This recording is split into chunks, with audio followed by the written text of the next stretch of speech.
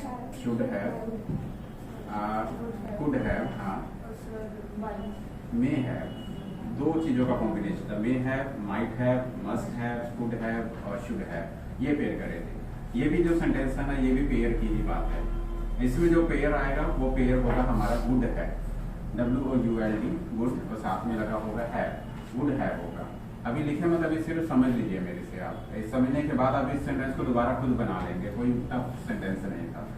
Would have had की वजह से ऐसा सेंटेंस है जो सिर्फ और सिर्फ पास्ट में होता है, क्योंकि हैव का यूज कोई काम खत्म होने के बाद किया जाता है और हैव के बाद थर्ड फॉर्म भी लगाई जाती है।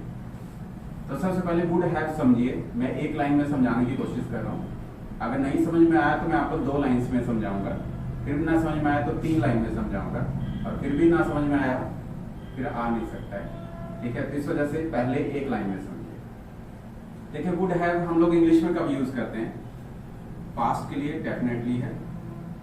कोई काम आप करने वाले थे, ऐसा लग रहा था कि आप उस काम को कर डालेंगे, लेकिन ऐसा हुआ लास्ट में कि वो काम आपसे हुआ नहीं, तब ऐसी सिचुएशंस के लिए हम लोग वुड हैव कहते हैं।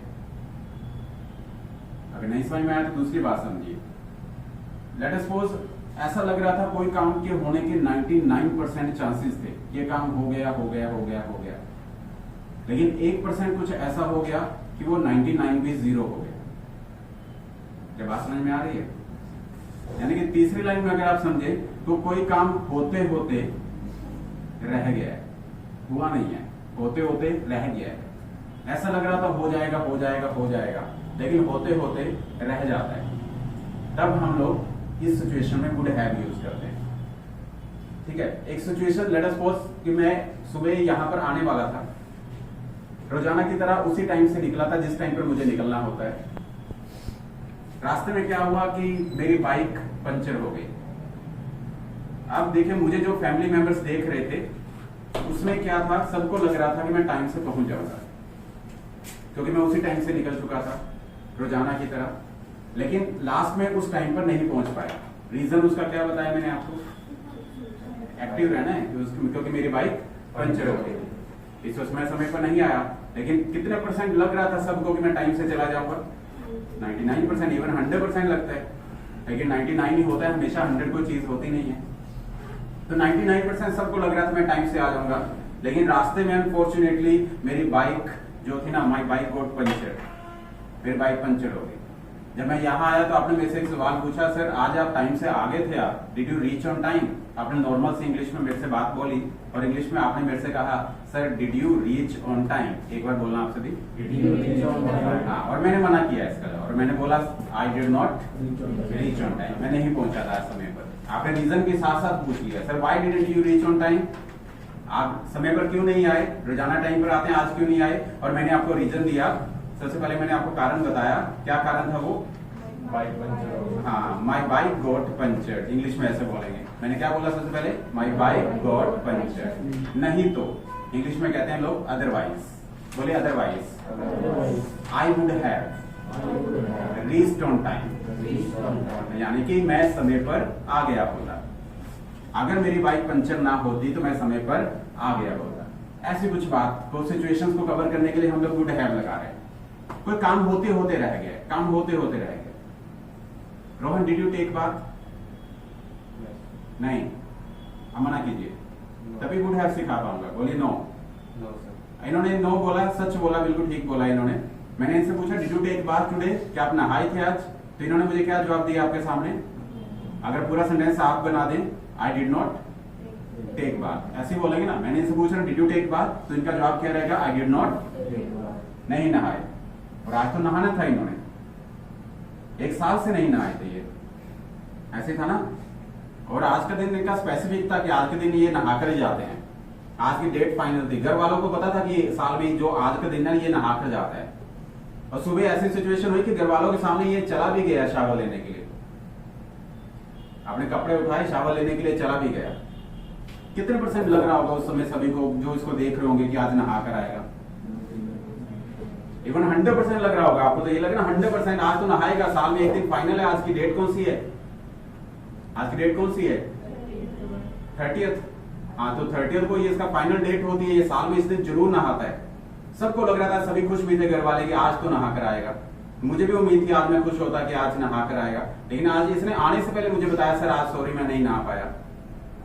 मैंने कारण पूछा इसे, why didn't you take bath? इन्होंने कहा क्योंकि जैसे मैं पहुंचा शावर लेने के लिए पानी चला गया। इन्होंने बोला वाटर वाज गॉन। बोलिए बात भैया, अदरवाइज इसके बाद भी इन्होंने कहा अदरवाइज आई वुड हैव, नहीं तो मैं नहा लिया होता।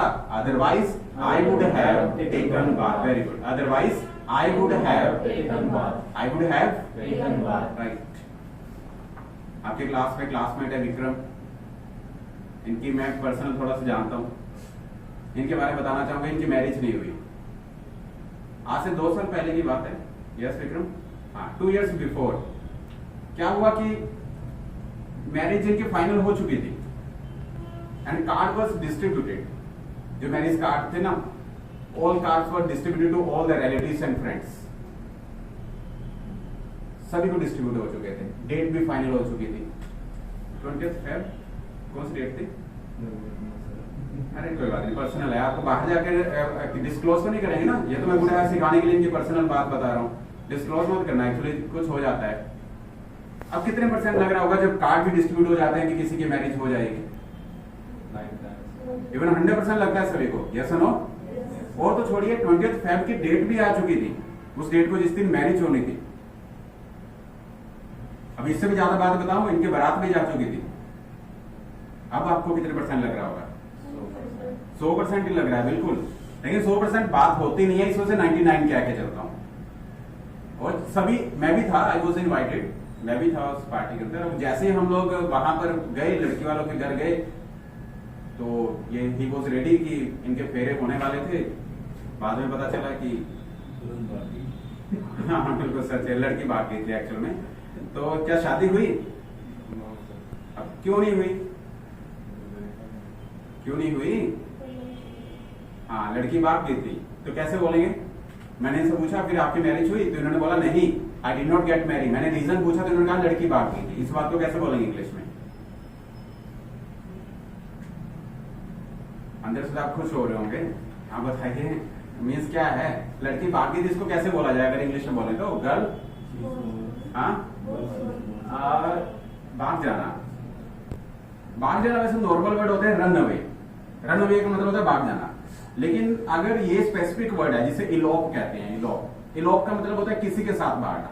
वैसे रन अवे नॉर्मल, जैसे चोर भाग रहा है, आप भाग रहे हैं, रन अवे है, वो दूर भाग रहे हैं, रन अवे होता है। लेकिन स्पेसिफिक इस चीज के लिए, जैसे भाग जाते हैं, कोई घर छोड़कर भाग गया, इसके लिए इलोप लगाते हैं। आपके काम आएगा। इस वर्ड को बोलिए, बोलिए एक बार, इलोप। ठीक है, तो कभी भी आप इस तरह से भाग जाए बिना बताएं तो उस समय आप इस वर्ड का यूज करेंगे। आप क्या करेंगे उस वर्ड को? इलॉप। और कैसे बोलेंगे? और कैसे बोलेंगे? गर्ल इलॉप्ड, सेकंड फॉर्म बनाएंगे, गर्ल इलॉप्ड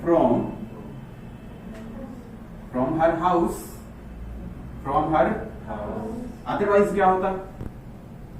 अब आगे आप कंप्लीट कर दीजिए अगर सीख गए अभी तक। Girl eloped from her house, otherwise, otherwise ही लगा देते हैं, अदरवाइज ही would have got married। Situation change होते हुए गेट लगाते हैं, थर्ड फॉर्म गॉट बनाएंगे, otherwise he would have got married। पेशेंट एडमिट था और उसकी डेथ हो गई। रीजन था डॉक्टर समय पर नहीं आया, इस वजह से पेशेंट मर गया। अगर डॉक्टर समय पर आता तो हाँ, पेशेंट को बचा लिया जाता। अगर डॉक्टर समय पर आता। मरा क्यों है? क्योंकि डॉक्टर समय पर नहीं आया, यानी कि doctor did not come on time. Doctor did not, आगे आप बनाना, अदरवाइज पेशेंट, अदरवाइज पेशेंट, हाँ वेरी गुड, ठीक है, दिमाग लगाया आपने। Doctor did not come on time, otherwise patient would have been saved. लगा दीजिए, थोड़ा पैसिव वॉइस बनता है तो, लेकिन आप मीनिंग वही है, patient would have been saved. ऐसे बोलिए, बोलिए एक बार, patient would have been saved, patient would have been saved. Right. आप ऐसे पूछेंगे क्या सर आप समय पर आए, इंग्लिश में कैसे पूछेंगे? अगर पूछना हो तो did you come on time, ऐसे पूछेंगे। बोलिए एक बार सभी। और मेरा जवाब है कि मैं नहीं आया, कैसे बोलूं आपको? I did not come on time. Reason पूछिए, पूरा वाई लगाकर पूरा सेंटेंस बनाकर पूछिए, वाई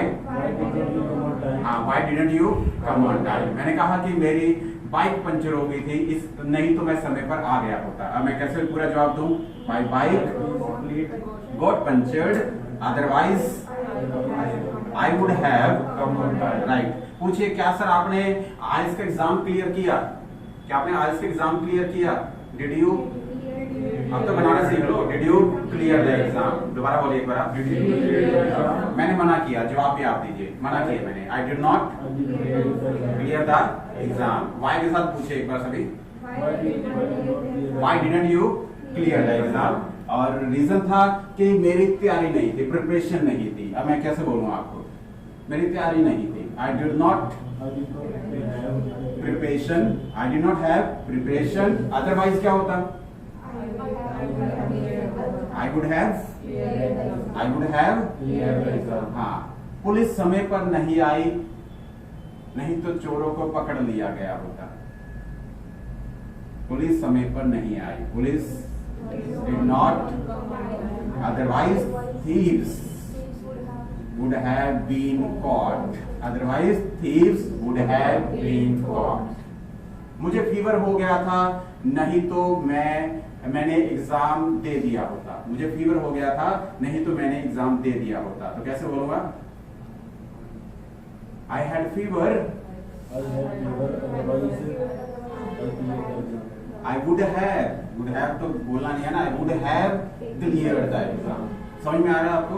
ठीक है, अब जो सेंटेंस दिया हुआ था अब आप उसको बना दीजिए would have के साथ। Thank you.